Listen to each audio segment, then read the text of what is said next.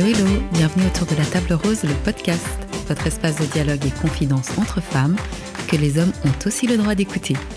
Ici, on parle de tout, relations humaines, sexualité, estime de soi et de nombreux autres sujets sans tabou. L'idée, s'asseoir autour d'une table pour parler de ce qui jalonne notre quotidien avec bienveillance, s'inspirer les unes des autres et surtout partager ensemble. Le témoignage et l'expérience de l'autre est, je pense, un don précieux que nous pouvons nous faire entre femmes. Ici, pas de science infuse, on partage des expériences, on se questionne et on débat sans prise de tête. Je m'appelle Pascal Andris et pendant que je m'installe à la table rose, préparez-vous un thé ou votre boisson préférée, posez-vous confortablement sur votre canapé ou vaquez tranquillement à vos occupations et je vous souhaite une belle écoute. Ça nous est un peu tombé dessus sans qu'on s'y attende. Il y a un peu plus d'un an, en décembre 2019, nous apprenions aux infos qu'une épidémie de pneumonie touchait la ville de Wuhan en Chine de manière assez violente. Le 9 janvier 2020, on découvrait qu'il s'agissait du nouveau coronavirus et un mois plus tard, le 11 février, il était officiellement nommé Covid-19. Tout aurait pu s'arrêter là, mais voilà que d'épidémie en Chine, nous sommes passés en février à une épidémie mondiale. En mars, tous les pays de l'Union européenne étaient touchés et le 11 mars 2020, l'OMS déclarait que d'épidémie, nous étions passés à pandémie. Mot qui a d'ailleurs eu son heure de gloire dans toute la presse et dans la bouche de tout un chacun. Et à cette même période, un autre mot est venu chambouler notre quotidien, le confinement. Aujourd'hui, le virus est installé dans plus de 180 pays. Au moment de l'enregistrement de ce podcast, au niveau mondial, on est sur environ 80 millions de cas pour près de 1 800 000 décès.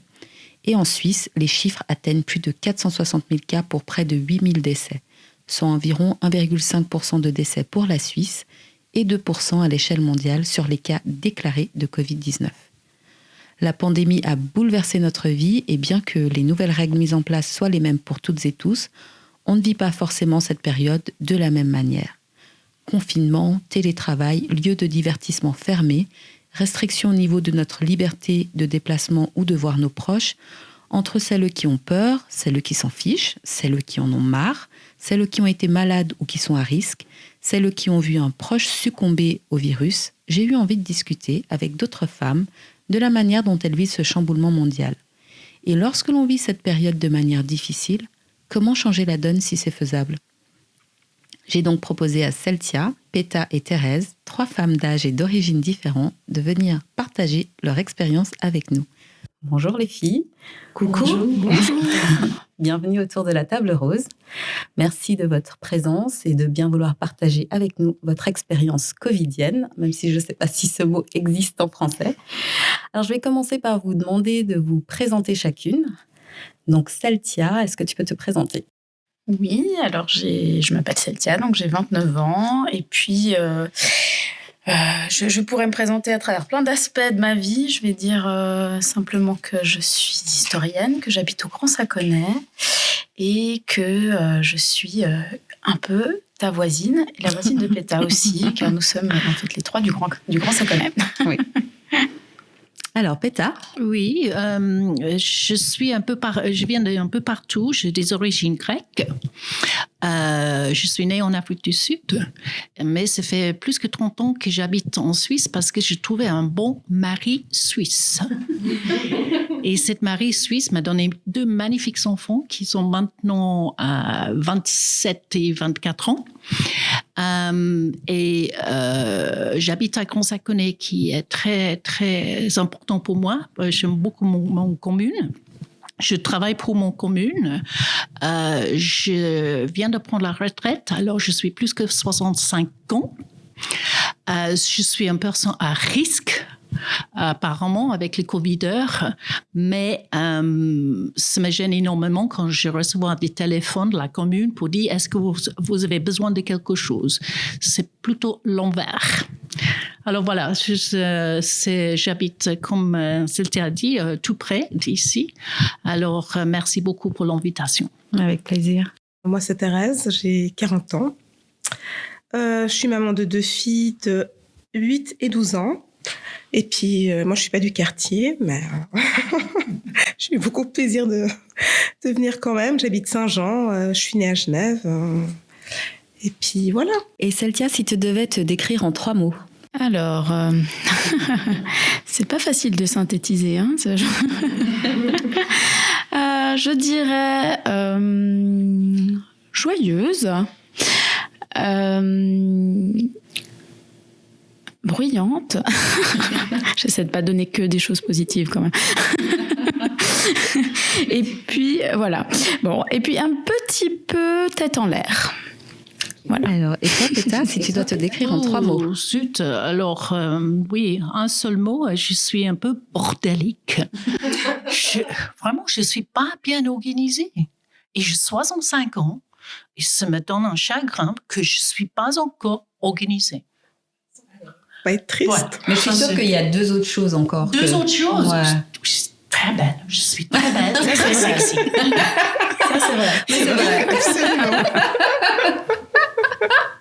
Et toi, Thérèse, en 3 mots? Je suis assez optimiste, sociable. 3, c'est dur, hein. Et quoi d'autre? Et ouais, je suis pas toujours aussi super organisée, je trouve. Ok. Voilà. Alors, on vous réinvitera pour un podcast sur l'organisation. Alors, la première question que j'ai envie de vous poser, c'est comment vous avez vécu l'annonce du premier confinement? Est-ce que vous y attendiez ou vous pensiez qu'en Suisse, on n'arriverait jamais à cette histoire de confinement? Ou alors, vous vous êtes dit, mais c'est pas trop tôt? C'était un peu comme une blague, en fait. Moi, j'ai vécu ça de façon un peu surréaliste. On voit que ça se rapproche, mais tant que c'est pas là, voilà. Puis d'un coup, c'est là.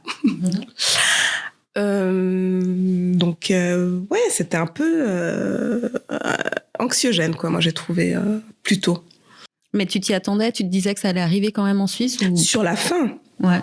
Parce que je me suis même dit que bon, on avait peut-être attendu un peu trop et j'avais l'impression qu'on se calquait toujours par rapport à ce qui se passe à côté en France. Donc oui, je m'y attendais. Mais en même temps, c'était surréaliste, quoi. Je réalisais pas. Et toi, Celtia? Alors moi, j'ai des amis médecins dans mon entourage qui m'avaient un petit peu déjà sorti les warnings bien avant le confinement, en me disant non mais il va falloir quand même le faire tôt ou tard. Il y en a même l'un d'entre eux qui m'avait envoyé un article qui disait qu'en fait, si on était face à une pandémie, ça allait durer au moins 2 ans. Puis moi, à ce moment-là, j'avais lu ça, j'ai dit, mais c'est pas possible, 2 ans, c'est impossible. Et en fait, je me rends compte maintenant, ça fait 1 an, on n'en est pas sorti. Donc, je pense que j'avais une part de la vérité déjà. Enfin voilà, je l'avais lu, etc. Mais j'avais pas non plus trop réalisé. Quand le confinement est arrivé, je pense que j'avais quand même envie qu'il se fasse parce que j'entendais beaucoup que c'était une situation déjà très délicate et je me disais ouais il faut qu'on y aille quoi parce que si on attend trop ça va être compliqué. Donc voilà. Et après moi j'ai une situation aussi un peu particulière, c'est que j'ai ma maman qui est décédée, elle a eu le Covid. Donc elle l'a eu et en fait elle est entrée à l'hôpital aux soins intensifs le jour du confinement. Donc j'ai eu un peu 2 nouvelles simultanées. Donc c'est vrai que c'était assez le choc quand même pour moi. Ouais. Et toi, Péta, comment tu l'as vécu? Si je ne me trompe pas, et pour moi, la date est fixée dans ma tête, c'était le 13 mars, vers 3h30, parce que la fédération a dit qu'il va annoncer quelque chose à la radio. Et je me suis trouvée dans une sorte commercial, en fait, en train de se préparer. Parce que, comme Celtia, je savais un peu en avance qu'est-ce qui va passer. J'ai acheté beaucoup de provisions, en fait. Et j'étais en train d'acheter le dernier provision dans cette centre commercial. Et en plus, c'était l'anniversaire de mon mari. Alors, Oui, pour moi, c'était pas. Moi, j'ai déjà vécu des choses un peu drastiques en Argentine, aussi en Afrique du Sud. Alors, j'ai dit bon, j'ai une famille, j'ai un mari, j'ai des chiens, je dois me préparer quand même parce qu'on sait pas qu'est-ce que ça va donner. Alors, oui, et nous aussi, on a des connaissances de personnes qui sont mortes, mais bien après cette date de Covid. Et ça, c'est vraiment mis tout ce virus en place pour moi quand les gens commençaient à mourir autour de nous. Okay. Ça, c'était vraiment choquant. Mm-hmm. Et quand justement ce virus est apparu un petit peu, est-ce que vous ressentiez de la peur ou vous n'étiez pas du tout... Personnellement, j'étais préparée, alors comme ça, je n'avais pas peur. Mais autour de moi, il y avait beaucoup de monde qui sont paniqués. Mm-hmm. Par exemple, ici à Grand-Saconnex, les Migros et le Coop dans le village, ils ont contacté les autorités. Et nous, comme association de quartier, on a agi immédiatement. Et on est venu pendant 10 jours pour maîtriser, je ne sais pas si on dit maîtriser, mais donner de confiance au public qui était en train de rentrer dans le Migros, ici au Pommier. Alors, on a mis un stand avec l'eau, avec le parole. Oui, on avait les masques déjà à cette époque. Après, il y avait bien sûr le produit pour laver les mains.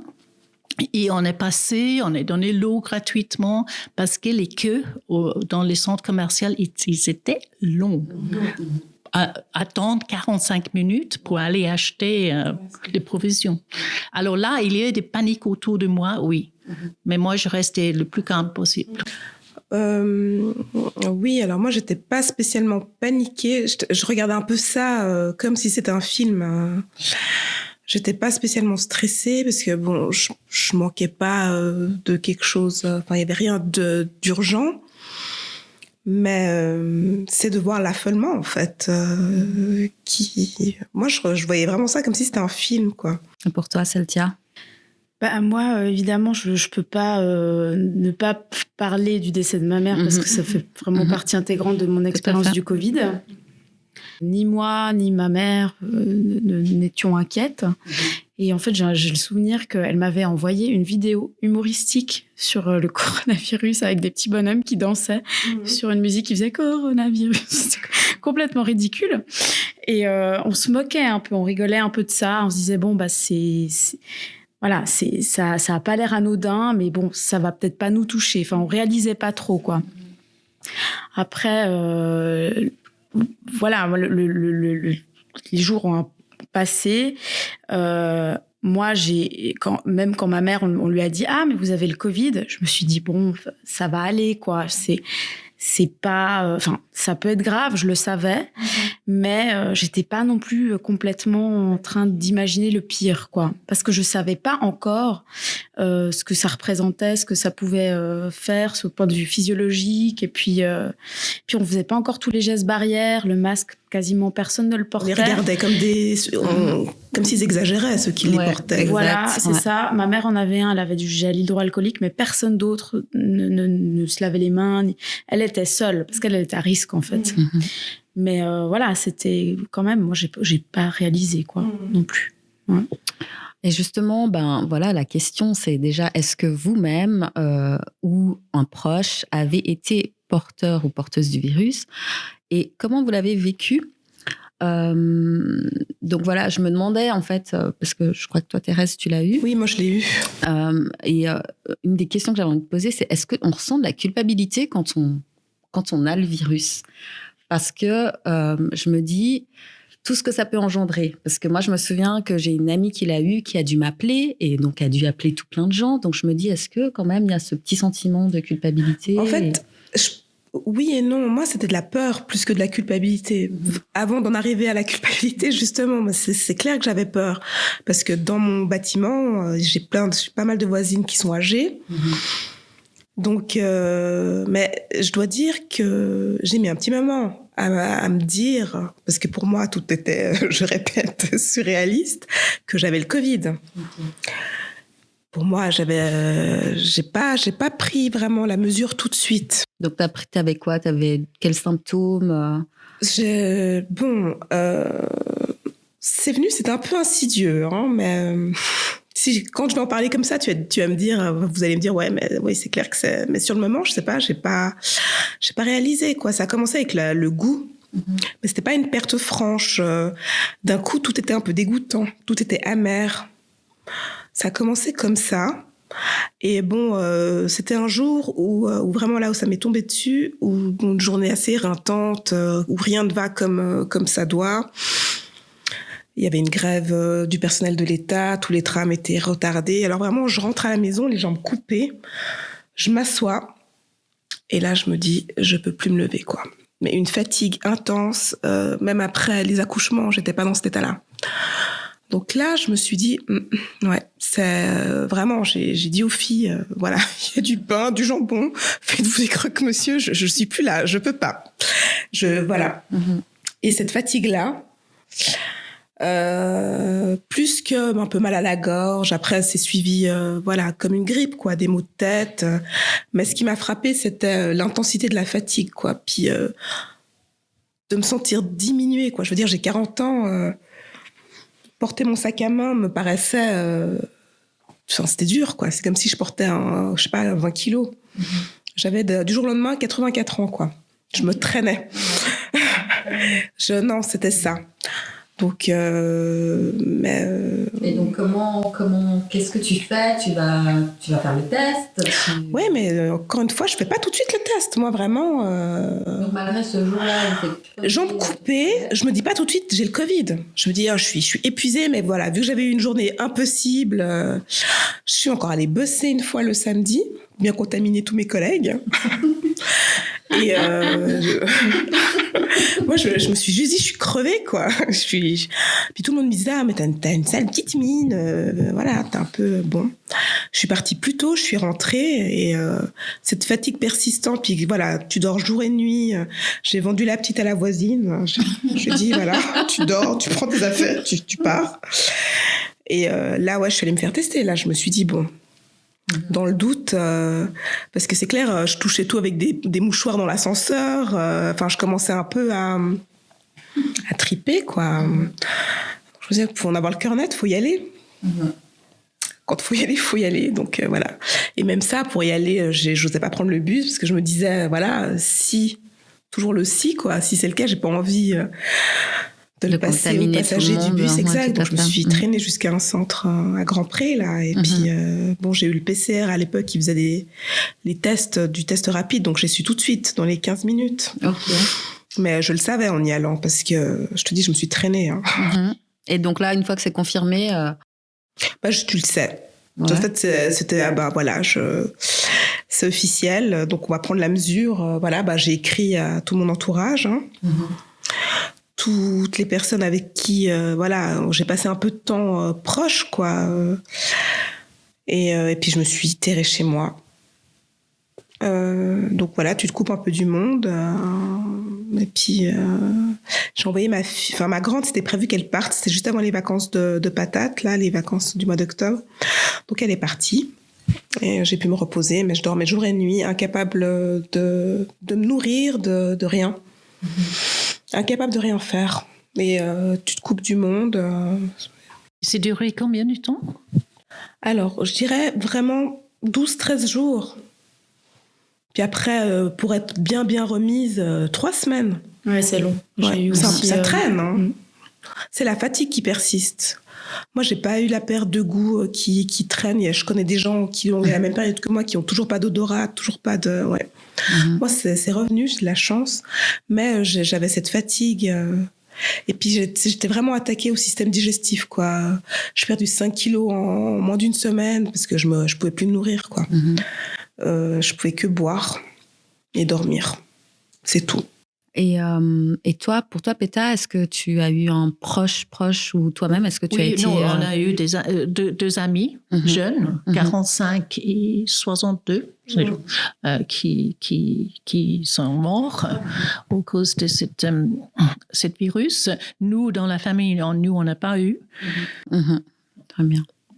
Et pour toi, donc, Céltia, tu nous disais que ta maman l'a eu. Moi, je l'ai eu en même temps qu'elle, en fait. On l'a attrapé en même temps. Parce que vous viviez ensemble, tout le même toit ou pas? Non, mais on s'est vus plusieurs fois la semaine qui précédait les symptômes. On ne sait pas trop si c'est elle, si c'est moi. Enfin bon, mais c'est certain que l'une des deux a dû se le donner. Parce qu'on a eu les symptômes quasiment en même temps. Moi, personnellement, franchement, je me suis pas sentie très bien. J'avais beaucoup de courbatures, j'avais la nuque, mais horrible.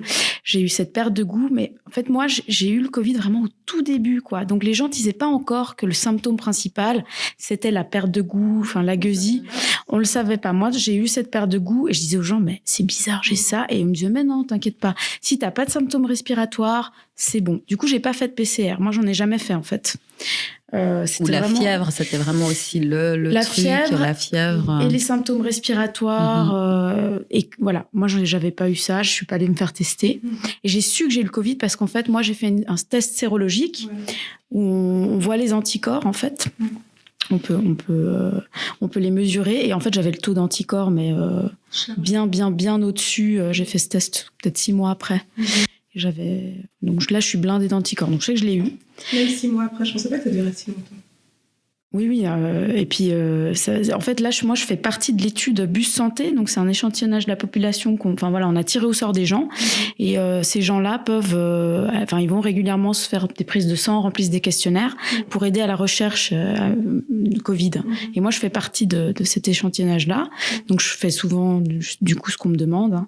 Et justement, j'ai fait régulièrement des prises de sang. Et chez moi, en tout cas, on a constaté une augmentation des anticorps avec le temps. Le dernier que j'ai fait, là, j'en avais plus que le mois d'avant. Ouais, donc c'est en augmentation. Après, c'est moi. Faut pas faire d'un cas une généralité. Hein. Mais voilà. En tout cas, moi, j'ai eu quelques symptômes, mais franchement, rien de très... Enfin, moi, je me serais juste dit, je suis un peu fatiguée. Voilà. Ça m'a pas beaucoup... ça m'a pas beaucoup atteint. Cette fatigue, je l'ai eue, mais elle a pas duré autant de temps que toi. Et ça a duré quelques jours, quoi. Et après, j'ai commencé un petit peu à refaire un peu du sport chez moi. Mais en fait, ce qui a duré, c'était la gueusie. Donc la perte de goût. Ça a duré bien 3 semaines. Okay. T'avais pas l'essoufflement, toi? Non. Non, pas du tout. Tu me dis que t'as fait le sport, moi je t'ai essoufflé. Ouais. Après, moi, je suis assez sportive aussi. Peut-être que ça m'a aidé au niveau des au niveau du système immunitaire pour canaliser la maladie, je sais pas. Pour l'éliminer, quoi. Ouais.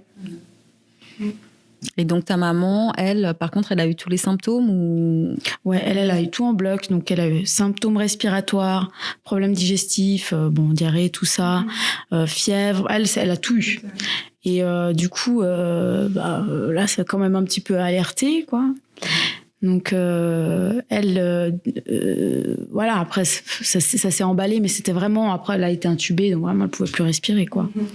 Donc elle a eu la totale. Et pendant cette période, est-ce que vous êtes senti soutenu par la famille, les amis ou les autorités, en fait, parce que justement... Parce que je vais juste retourner à votre question au début. La question que tu as parlé de est-ce que vous avez eu honte ou est-ce que... La culpabilité. Culpabilité. Oui. Ça me fâche énormément, ces genres de questions, parce que comment on peut être coupable d'attraper un virus? Ça veut dire qu'on n'était pas propre, on n'a pas suivi toutes les mesures. Moi, je ne comprends pas, parce que je connais des gens qui sont honte. Qui ont eu le Covid. C'est un des grands problèmes c'est pour ça, je pense qu'on en est là en partie. Plein de gens n'osent pas... Pardi. Oui, mais il y a aussi le regard des autres. Oui, tout à fait. Parce que moi, j'ai vu le regard de mes voisins quand ils ont compris que je l'avais. Mais c'était...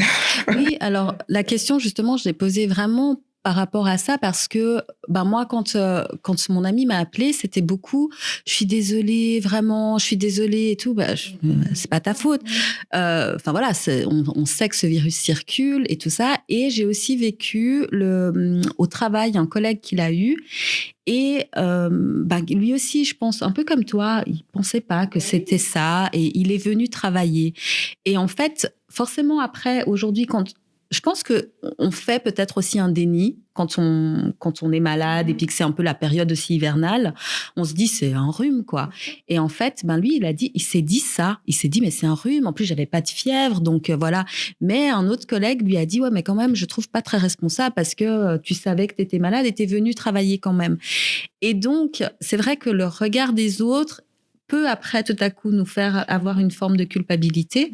Donc c'est pour ça que je posais la question et surtout aussi justement c'est pas facile je pense d'appeler tout le monde pour dire j'ai Covid, voilà, il faut que toi aussi peut-être ailles te faire tester, il y a le médecin cantonal qui va t'appeler. C'est un devoir civique. Tout à fait. Non, mais c'est quelque chose d'essentiel. Tout à fait. Mais je pense que c'est pas évident pour tout le monde de le faire, de peut-être la réaction que l'autre va pouvoir avoir. C'est ça. Moi, je sais que si on m'appelle, moi, franchement, ma copine qui m'a appelée, voilà, je lui ai dit pas de souci et je suis allée me faire tester.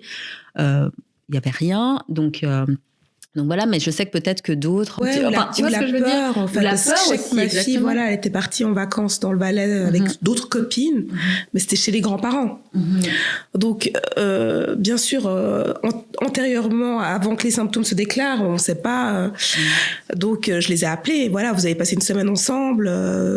Puis lui, tout de suite, mais c'était avant ou après. Je dis, écoute, là, moi, je l'ai aujourd'hui, mais c'est clair que ça se développe avant. Donc, je veux dire, surveille tes parents. Enfin, dis-leur peut-être d'aller se faire tester. Mais tu sens déjà, est-ce que tu l'as envoyé en sachant que, non. Non. Moi, franchement, tu penses pas comme ça. Tu te dis, c'est pas grand-chose. J'ai pris froid, je vais me reposer, ça va aller mieux. Je me suis acheté du Néocitran. C'est vraiment... voilà. Mais effectivement, le regard des autres, oui, te fait... En fait, c'est ce regard-là qui te fait culpabiliser, je trouve. Ouais, il suffit d'être étonné à tout. Éternuer. Éternuer en public, et tout le monde se regarde. Tu te souviens, les premières semaines, tout le monde est exactement. Ou tousser. Éloigné. Éternuer, tousser. Mais maintenant, ça s'est calmé. On s'est habitué. Ou mais même, voilà, cette histoire de voisine exacte, quoi. Qui je vais t'aider avec les cartons, enfin elle croise une autre, genre pour pas prendre l'ascenseur avec moi, je comprends, mais dis-le-moi franchement, je préférerais que de faire quelque chose vraiment. Ça m'a fait un peu rire, mais rire jaune quoi. Un peu pestiféré, mais il y avait aussi la solidarité quand même. Ouais. Tout le monde, j'avais 2-3 voisines en allant faire les courses. Est-ce que tu as besoin de quelque chose? Donc tu t'es sentie soutenue quand même. Oui, j'avais pas mal de nourriture devant ma porte. Ils m'ont préparé des plats que je pouvais pas manger. Mais voilà. Ok. Et toi? Oui, au sujet de la culpabilité, j'ai été contactée après le décès de ma mère par un journaliste de l'Illustré. Donc j'ai fait un témoignage qui a été publié. Et en fait, quand il m'a contactée, il m'a dit « Écoutez, je suis vraiment soulagée de vous trouver parce qu'en fait, j'ai vraiment du mal à trouver des familles qui veulent témoigner. Et c'est pas tant parce qu'elles sont en deuil et que la douleur fait qu'ils peuvent pas parler ou quoi, c'est vraiment parce qu'ils ont honte que leurs proches soient décédés du Covid, quoi. Il y a vraiment un côté où on sait pas, on a l'impression que c'est la peste. Et donc, c'est quelque chose qui m'avait marqué. Après, je sais pas, moi, j'ai cette honte, en tout cas, je l'avais pas. Donc, j'ai accepté. Je peux comprendre, peut-être qu'on l'ait, je sais pas. Mais moi, alors, je l'avais pas. Peut-être que maintenant, il y a un peu moins, je sais pas, j'espère, je sais pas. Mais c'est ça aussi, c'est que le temps est passé, ça s'est un peu tassé, on a un peu compris mieux la maladie. Au début, on la comprenait pas, on la connaissait pas. Donc, il y avait cette peur qui était liée, et je pense que la honte était liée à la peur, à la méconnaissance de tout ça. Et par rapport à l'aide qu'on a pu recevoir, moi, j'ai aussi reçu de l'aide et j'ai trouvé ça vraiment extraordinaire. Et c'était incroyable. En fait, j'ai une amie qui a été au courant que j'étais pas bien non plus, qui a été au courant que ma mère était intubée. Et puis en fait, elle a contacté une chaîne de solidarité qui sont venus en fait me livrer tous les jours devant chez moi un repas chaud tous les soirs. C'était incroyable. Ça a duré presque un mois parce qu'en fait après j'avais plus le Covid, j'avais plus les symptômes. Mais comme j'étais en deuil, ils ont continué à me livrer duré jusqu'à la fin en fait du confinement. Ok. Donc, ça a vraiment duré jusqu'à la fin. Après, ils m'ont recontacté, ils m'ont dit mais si vous voulez, nous on peut continuer, il y a pas de souci. Enfin, c'est incroyable. Et c'était, si j'avais bien compris, en fait, chaque soir, des personnes qui cuisinaient, des gens différents. J'ai vu un reportage là-dessus. C'était peut-être eux. Je pense, Je sais pas. l'initiative, puis ça fait comme un effet de boule de neige C'est ça. via les réseaux sociaux et exactement, plusieurs personnes de cuisine, puis il y a un système de livraison qui a été mis en place, mais je trouve génial. Ouais. C'est ça. À chaque soir, c'était des gens différents. Et en fait, j'ai trouvé ça vraiment admirable, quoi, comment ça s'est monté comme ça spontanément. Et il y avait vraiment quelque chose de beau. Maintenant, c'est vrai que là, sur cette deuxième vague, on est usé. Il y a un petit peu moins de ça. Finalement, comment ça se passe quand on a quelqu'un qui décède du Covid à l'époque et puis surtout qu'en plus, moi je me souviens très bien qu'il disait au tout premier confinement, les gens qui décédaient, les enterrements, c'était vraiment très petit. Puis même qu'on pouvait peut-être pas les voir à l'hôpital.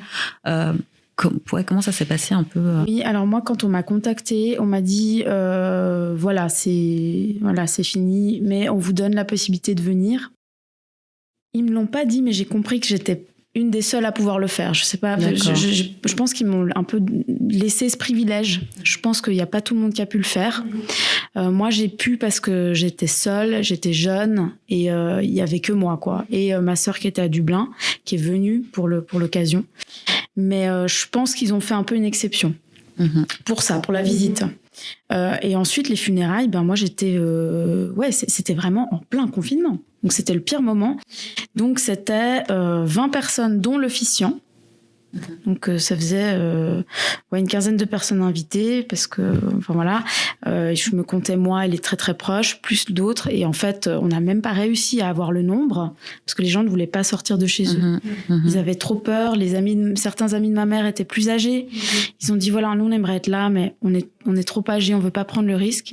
Donc en fait, ouais, on était un petit peu moins que 20 finalement, mais c'était très intime. Mais voilà, moi, j'ai pas trouvé que ça a enlevé la force à l'événement.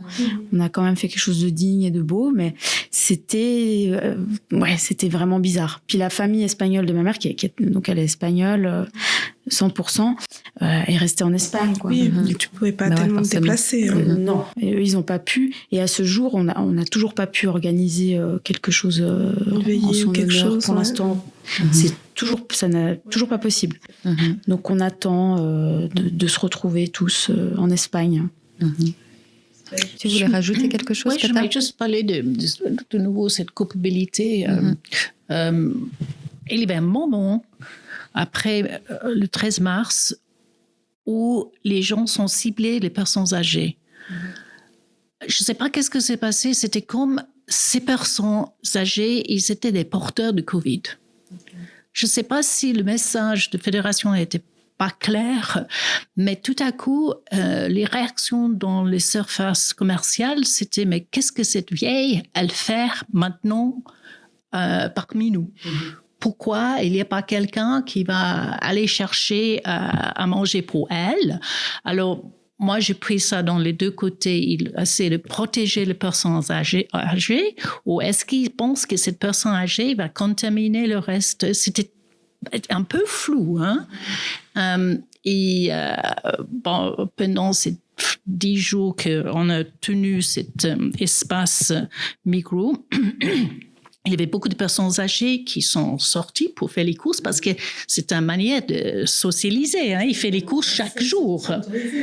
Moi, je pense pas que c'était l'esprit qui sont porteurs. C'était plutôt, on fait tout ça pour eux. Qu'est-ce qu'ils foutent dehors, quoi. Moi, j'ai beaucoup entendu ça. Et justement, on entend beaucoup parler de théorie du complot sur ce virus au sein des médias, avec par exemple le document Hold Up, au sein des réseaux sociaux ou même au sein de ses propres amis parfois.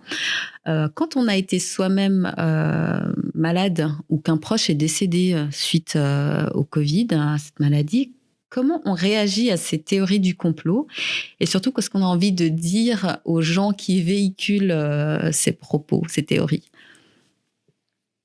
Comment ça? Moi, je peux comprendre par certains aspects qu'on puisse se poser la question. je parle pas de la maladie en elle-même, mais après de ce qu'on en fait, en fait. Parce que rien que là, avec la vaccination, le fait qu'elle ne soit pas réellement obligatoire, mais que certainement ils vont la rendre obligatoire par des chemins détournés. Enfin, oui, je me demande, et puis la manière dont tout ça est géré, quoi. En fait, est-ce que ça arrange pas certaines personnes à quelque part? Oui, non, moi, pour moi, c'est absolument ridicule. Si je vois un article comme ça, je mets directement dans la poubelle. Je ne veux pas savoir. C'est un complot. Mais qu'est-ce que moi, je ne comprends pas, c'est que la vraie information, la vraie source de cet virus n'est pas encore identifiée officiellement. Ça fait plus qu'une année. Et ils sont toujours en train de faire des investigations. J'ai entendu il n'y a pas plus que 2 semaines que les autorités peuvent finalement entrer dans les cités pour commencer. Les autorités de l'extérieur de la Chine peuvent entrer et commencer de faire des investigations. Mais après 13 mois, 14 mois, c'est incroyable qu'il y avait cette lenteur pour vraiment identifier exactement d'où vient ce virus. Mais je pense qu'il y a une chose qui est un peu responsable de cette émergence des théories du complot, c'est qu'en fait, la gestion de la crise, elle a été très fluctuante. Enfin, les gouvernements n'ont pas su tout de suite comment se situer. En France, il y a eu ces histoires de ne mettez pas le masque parce qu'on en a besoin pour les hôpitaux. Puis finalement, ils ont dit mais en fait tout le monde doit porter un masque. Donc, il y avait des choses. Voilà, il y avait des discours contradictoires. Ça a semé le doute dans la population et ça a fait qu'il y a eu ces théories du complot. Après, des théories du complot au sujet Covid, je crois que j'en ai identifié un nombre incalculable. En fait, il y a les covidosceptiques, ceux qui croient juste que le Covid n'existe pas, ceux qui pensent qu'il n'y a personne dans les hôpitaux, ceux qui pensent qu'en fait le Covid est une invention. Enfin, bon, il y a plein de discours différents. Moi, personnellement, je me sens pas toujours très bien face à ces théories-là parce que je pense avoir vécu le pire. J'ai pas envie de me victimiser, hein, pas du tout. Mais quand je fais des fois des contrastes avec ce que j'ai vécu et avec ce que certaines personnes disent, il y en a qui se plaignent qu'on ait plus de liberté. Moi, je trouve que, la liberté de pouvoir protéger ses proches, je trouve que ça, c'est quelque chose d'important. Et voilà, on est confiné, on a été confinés, c'était pas facile.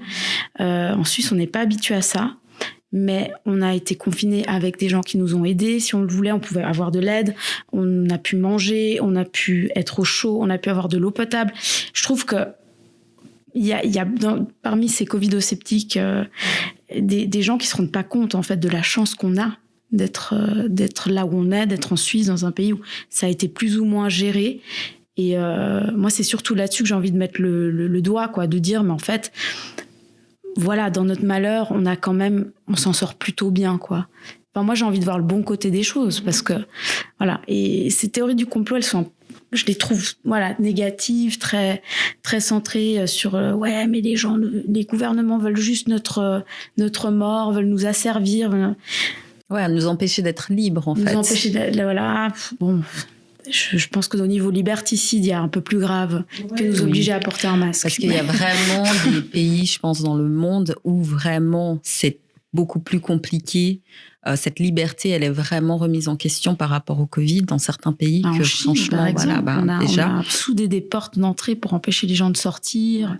Voilà. La Suisse, on est des richetos. L'Afrique du Sud, on meurt. C'est ça. Une après l'autre, dans les autres pays en Afrique où il n'y a pas assez de l'argent, pas assez d'infrastructures sanitaires pour s'occuper de toutes ces personnes. Là, c'est une autre histoire. Et les mesures qu'ils ont essayé de mettre en place, c'est drastique. Par exemple, en Afrique du Sud, confinement, pas des magasins ouverts, interdit de fumer, interdit de boire de l'alcool. Et c'est fait déjà 3 mois comme ça. Mais le message passe pas partout. Il y a les gens qui s'isolent et dans les bidonvilles, les gens qui continuent de se comporter comme avant et ils font comme ils veulent. Le problème, c'est que dans ces endroits-là, Nous, ici, c'est un luxe de pouvoir, tout à fait. Appliquer ces mesures. Il y a des endroits où, ma foi, tu travailles pas, tu manges pas. Comment tu fais? Absolument. Tu regardes tes enfants mourir de faim, je veux dire, t'es obligé de sortir et de faire ce que t'as à faire. Exactement. Donc, c'est pas Ah ouais, partout. on n'est pas tous Non. logés à la même... Tu peux pas te permettre de confiner dans tous les pays. C'est impossible. Non. Le temps qu'on a eu à disposition pendant le confinement aussi, et pendant le premier confinement surtout, et un peu dans une moindre mesure dans le second, c'est qu'en fait, du coup, les gens s'ennuyaient. Ils ont commencé justement à lire plein de trucs, plein de choses, plein d'infos contradictoires. Et je pense que ces théories du complot, elles ont aussi émergé parce que les gens Ils se avaient rien sont à fait faire. chier. Non, mais c'est ça. Et du coup, ils avaient rien à faire. Et parce que ça me fait penser, parce qu'avant, tu disais, on n'a pas le temps de tout lire. Moi, j'ai pas le temps. Mais il y en a qui l'ont eu, justement. Et pour se perdre dans les méandres d'Internet, parce que franchement, il y a vraiment des trucs hyper clair. douteux. Et voilà. Et ça, je pense que ça fait aussi que ces théories, elles ont fleuri, quoi. Et justement, alors, qu'est-ce que le confinement a changé pour vous émotionnellement, au travail, au niveau de vos relations interpersonnelles et dans votre vie quotidienne avec vos enfants, si vous en avez? Bon, moi, lors du premier confinement, voilà, j'ai un peu levé le pied. Ça m'a un peu... c'était une autre cadence. Je me suis dit, je vais avoir le temps de faire les choses. Il y avait une forme de stress quand même avec l'école à la maison. Quand même, ça m'a un peu... Oui, je crois que pour ceux qui faisaient l'école à la maison, je crois qu'on a tous... C'est un métier. Ouais. C'est pas le mien. C'était pas facile parce que les miennes, il faut les pousser. Ça se fait pas tout seul. C'est pareil ici. Voilà. Et les 20 copies à imprimer tous les lundis, voilà. J'ai moyennement apprécié. Mais sinon, pour mon boulot, j'ai pu créer sans pression, sans deadline. J'ai eu ce plaisir-là. J'avais de la chance d'avoir eu un gros stock, d'avoir été livré avant. J'ai vraiment eu de la chance. C'est parce que j'ai plein de collègues pour qui c'était pas pareil. Donc en fait, j'ai pu faire ce qui me plaisait. Okay. Sans le stress de regarder la montre tout le temps, de l'amener au solfège, à leur cours. C'était un peu... plus un temps en famille, de se retrouver, de retour un peu à l'essentiel, quoi, pour finir que de courir partout. Donc ça je trouvais ça agréable. C'était un peu dur la reprise d'ailleurs. Et au niveau de tes relations interpersonnelles, donc avec les autres personnes, tes amis, des autres membres de ta famille, peut-être avec qui tu ne vis pas forcément J'ai l'impression quand même qu'un petit nettoyage naturel s'est fait. Ok. Mais malgré moi, je sais pas, mais c'est un peu comme je disais tout à l'heure. Retour à l'essentiel un peu. Il y a plein de gens que j'ai moins vus et paradoxalement des gens qui sont à l'autre bout de la terre avec qui on se met à communiquer pour prendre des nouvelles de la famille ailleurs ou des amis qui sont ailleurs où là tu prends le temps de leur écrire parce que tu as le temps, tu penses à eux et peut-être que tu le fais pas d'habitude ou beaucoup moins, mais vu que c'était un peu fini d'aller boire un café, ce genre de petites choses, il y a plein de monde que tu vois moins. C'était un peu difficile pour ma maman par exemple. Pareil quoi, j'avais pas envie de lui donner quelque chose ou par à travers les enfants ou t'as un peu cette angoisse là, donc voilà, ça c'est tout à fait. Et je la voyais moins, ma belle-mère c'est pareil. Et ma mère a un tempérament un peu comme moi où elle s'angoisse pas, mais pour ma belle-mère qui est plus angoissée de nature, plus sensible à tout ce qui est émotionnel, c'est très dur quoi. Ok. Pour toi, Celtia? Moi, donc le confinement de mars, avril, mai a été ça a été à la fois une malédiction et à la fois une bénédiction. C'est très bizarre. Parce que j'ai eu de cet isolement alors que j'avais besoin d'être avec des gens, clairement. Le fait que je puisse pas faire venir la famille d'Espagne, le fait de pas voir mes amis, de pas qu'il y a rien pour que je puisse me changer les idées. Les funérailles en petit comité, ça m'a quand même vraiment, embêtée, quoi. Donc voilà, il y avait vraiment cet aspect de, pour moi, c'est pas les bonnes conditions pour vivre un deuil, pas du tout. Et en même temps, comme je l'ai dit avant, il y a eu ce mouvement de solidarité, quoi, et ça m'a vraiment beaucoup touchée. J'ai eu énormément de gens, en fait, qui m'ont écrit, qui m'ont envoyé des petites choses par la poste. Et je pense que j'ai aussi perdu mon père il y a 6 ans. Et j'ai fait le comparatif. On était une période normale quand je l'ai perdu et j'ai pas du tout eu autant d'attention, autant de présence des gens finalement. Parce que là, les gens savaient, voilà, c'est Covid, elle est toute seule, on va pas la laisser comme ça. Donc on m'a envoyé des cartes, des fleurs, enfin j'en ai eu. Et ça, je pense que s'il y avait pas eu le confinement, ça aurait pas été autant, quoi. Ça aurait vraiment pas été autant. Et pour toi, Péta? Je travaille pas, mais je suis un bénévole professionnel. C'est vrai que ma vie est complètement bouleversée. Je fais plus de travail de bénévole. J'aide les familles que je connais tout proches de moi. Je fais le nécessaire pour eux. Je continue depuis une année de faire les courses, etc., etc. Mais toutes mes activités dans la commune, ça a arrêté avec un H. Complètement coupé. Et ça, j'ai des contacts quand je promène dans la rue, mais c'est pas la même chose. Par des bisous, par cette tactile, le manque tactile avec la peau de quelqu'un d'autre. Et ça me manque énormément. Pas des dialogues, n'importe quel genre de dialogue, sérieux ou non sérieux. J'arrive pas à mon âge de vraiment m'exprimer comme il faut sur un Zoom. On a fait plusieurs séances déjà. Et pour moi, c'est extrêmement difficile. Je sens que c'est encore plus détaché que l'habitude. Je veux pas utiliser le mot déprimé parce que je pense pas que je suis quelqu'un qui se déprime, mais je suis devenue agressive. Le premier vague, maintenant on a compris, ça n'a rien à faire avec le deuxième vague parce que c'est encore pire. Le problème, c'est qu'on ne le voit pas le fin. Est-ce qu'on va avoir une troisième vague si toutes les choses vont pas bien? Alors, et c'est ça qui me déprime.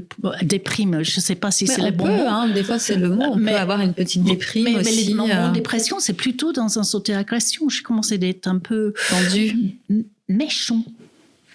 Amer et parce que je vois pas la lumière au bout de cette genre de tunnel parce qu'on est enfermé, on est moi je suis quelqu'un de très claustrophobique et moi j'ai l'impression que j'ai en train de marcher dans un tunnel noir et au bout je vois pas la lumière.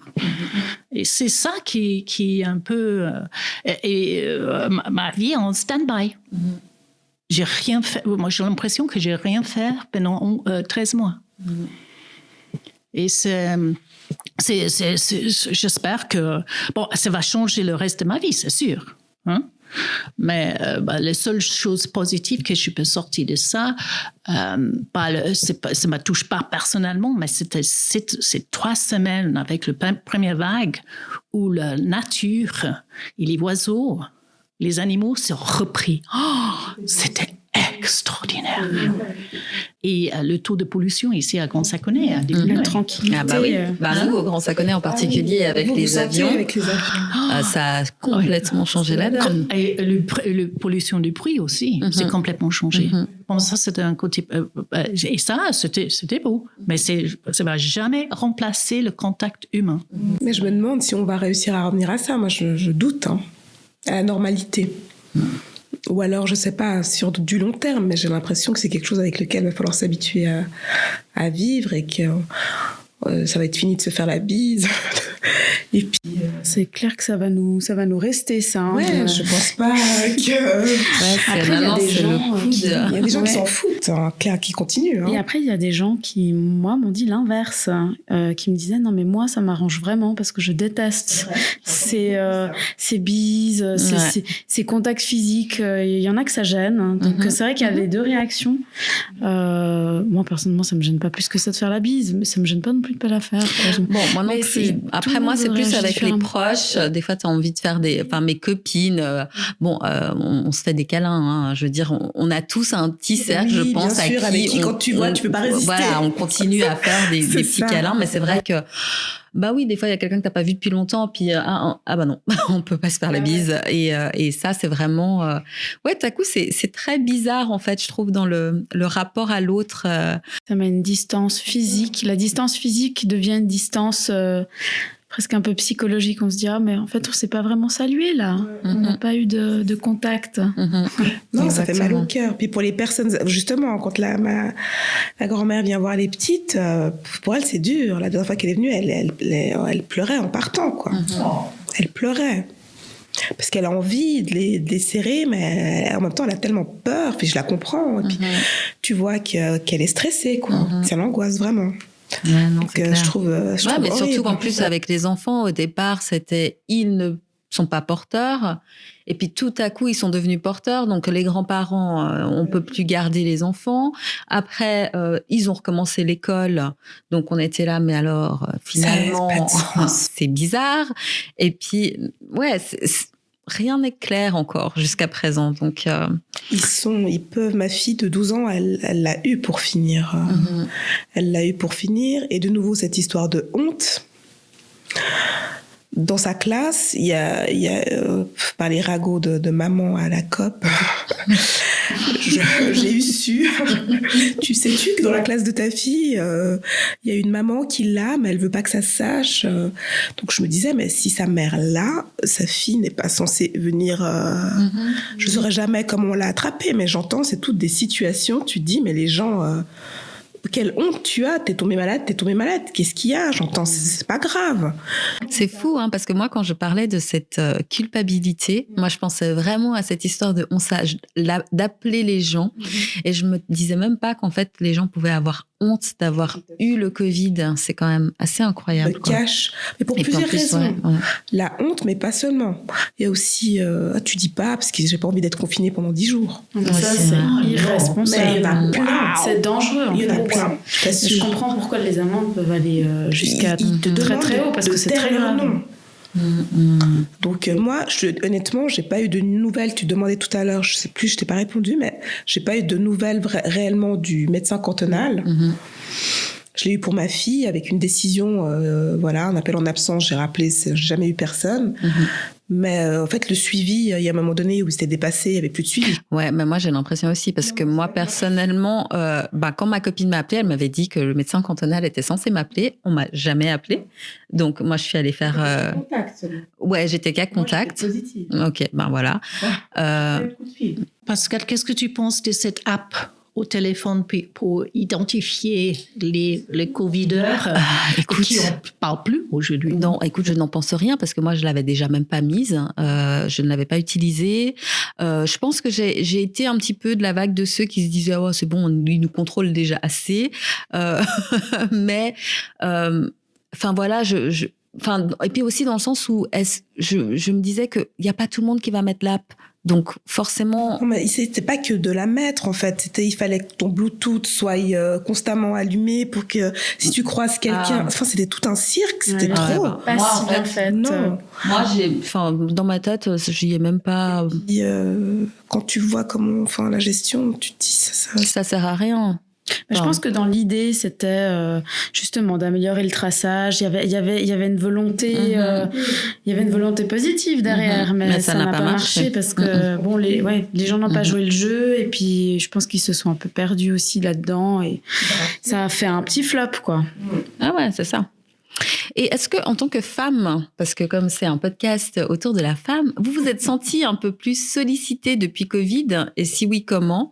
Et est-ce que vous avez tenté d'y remédier? Alors oui, clairement. C'était pas toujours très drôle, l'école. Enfin, moi, c'est l'école à la maison qui m'a traumatisée, hein, je dois dire. J'ai peur, là, d'ailleurs, pour la rentrée. Je sais pas où on en est, mais je crains. On a peur de la saison 3 du confinement. Ouais, j'ai très peur, très peur. Parce que, c'est pas drôle de les avoir tout le temps dans les pattes, quoi. Ça fait du bien de se quitter pour mieux se retrouver. Finalement, voilà, tu lâches un peu. Tu lâches, parce que... Mais c'est une charge de travail en plus. Ouais. En tant que maman, quoi. Ouais. Moi, j'ai trouvé... D'un coup, il faut faire plus de repas. C'est ça, quoi. Moi, si elle mange à l'école, je vais pas forcément cuisiner pour moi. Mais là, il faut qu'elle mange, il faut tout faire, quoi. Puis le fait d'être tout le temps à la maison, tu vois, tout devient insupportable. Enfin, le désordre, moi, je trouvais que j'avais l'impression d'être tout le temps en train de faire le ménage parce que tu es tout le temps à la maison. Des petites choses comme ça. Mais bon, il y avait aussi l'espace-temps qui était... plus grand, plus long. Donc voilà, il y avait des bons côtés et puis des moins bons, c'est comme ça. Et pour toi, Peta? Non, pas du tout. Parce que mes enfants, ils sont grands, ils sont partis. Et toi? Oui, moi je pense peut-être... moi je suis une femme célibataire, n'est-ce pas? Et je ne sais pas si on appelle ça. Je ne fais pas d'annonce assumée, on va dire. À qui ça peut-être que des gens vont nous écrire. C'est ça. Voilà, si jamais. Appelez Pascal. Ouais. Contactez-moi. Non, mais disons que j'ai discuté avec d'autres amis célibataires. C'est vrai que c'est pas une période qui est très propice aux rencontres, quoi. Donc voilà, c'est un petit peu ennuyeux, on va dire, les célibataires comme moi qui cherchent peut-être des gens pour passer du temps. Voilà, c'est un peu moins drôle. Donc bon, on continue à voir les amis. Ça va aussi. Hein. Très bien. Que vous avez l'impression d'avoir changé à cause de ce virus ou que le virus a changé le comportement des gens que vous côtoyez? Tout à l'heure, Peta, elle nous parlait justement qu'elle se sentait plus agressive. À cause des mesures. Moi, je déteste ce mot, mesures d'hygiène. C'est mesures d'anti-Covid. Hein? Ça vient d'où, cette hygiène? On est tous hygiéniques, non? Alors... Mais pas tant que ça, je pense. Hein. T'as vu que cette année, il y a moins de grippe, il y a moins de gastro. C'est des choses qu'on savait déjà faire. Hein, mais il y a des gens qui ne faisaient pas forcément. Hein. Ah, ok. Mais non, oui, le comportement des gens, c'est complètement, radicalement changé. Les bisous, le contact, etc., etc. Et je pense que vous avez raison, Teresa. Ça va prendre un moment pour remettre de nouveau dans un état où on était en janvier 2019 revenir, en fait. Et peut-être jamais. C'est ça. J'ai peur de me le dire, mais franchement. Ouais. Alors, mais oui, bien sûr. Bien sûr, les gens, je ne veux pas regarder le côté négatif, mais quand j'entre, je suis bien masquée, etc., etc. Je dis, OK, celui-là, je peux l'approcher 1 mètre, 1,50 m, mais si j'ai le symptôme ou les yeux qui pleurent, ou tu le vois quelqu'un loin, tu regardes mieux quelqu'un en public pour voir s'il transpire, ils ont l'air d'avoir fièvre. Alors là, tu vas pas entrer dans l'ascenseur avec, tu vas ou approcher dans le bus. On est devenu plus... Mais il y a une méfiance. Même le trottoir, quoi, tu vois, on te laisse passer pour pas croiser. C'est un peu... moi, c'était au tout début du confinement. Je trouve qu'il y a toujours... Premier confinement, les gens, vraiment, il y a des gens qui changeaient de trottoir. Ils te regardent, ils changent, ils sont là en train de calculer. Enfin, ça fait un peu... Tu te sens pestiféré. Même quand t'as rien. Hein. C'est vrai que ça rend un peu aigri, puis ça, quand on demande aux gens comment ça va, on sait qu'il y a toujours derrière une espèce de ouais, ça va, mais bon, enfin. Voilà, tu sais, quand on fait aller. J'ai promis de mes chiens, tu vois, mais j'ai 2 magnifiques, très, très grands chiens comme des éléphants, tu vois. C'est des schnauzers. Et avant, tout le monde, ils sont jolis, mais c'est quoi comme race? Personne. Ça fait une année. Et tu sais, ça, c'est la meilleure manière de se draguer. Hein. Avoir un chien, Je vais prendre un chien. Ça marche super bien. Mon frère, il m'a dit, mais avant, personne ne lui parlait. Il a eu un socialement, chien. c'est violent. Mais c'est incroyable. C'est un peu impressionnant. Et mes chiens regardent tout le monde. Mais pourquoi tu ne viens pas me caresser? Mais C'est fou. Pendant Hein. le premier confinement, justement, je baladais Coyote sur les voies couvertes, là. Explique qui c'est. C'est mon petit écureuil, petit chihuahua. Sur les voies couvertes, là, à Saint-Jean, il y avait une petite en trottinette. Elle avançait bien avant son père, elle a vu Coyote, donc elle voulait la caresser, mais je sais pas, on aurait dit qu'elle traversait la route et qu'un camion arrive. Il a hurlé « Non! Stop! Touche à rien !» J'étais là, j'ai porté le Coyote. Puis il m'a remercié. « Ah, merci de pas l'avoir laissé, mais c'était... » Je suis restée à bouche ouverte comme ça. Je me suis dit, mais Seigneur, quoi. Mais punaise. Mais ça, c'est vraiment comme si elle allait choper, je sais pas, mourir foudroyée parce qu'elle touchait le chien, quoi. Voilà. Mais j'ai trouvé ça, ça hallucinant. Voilà.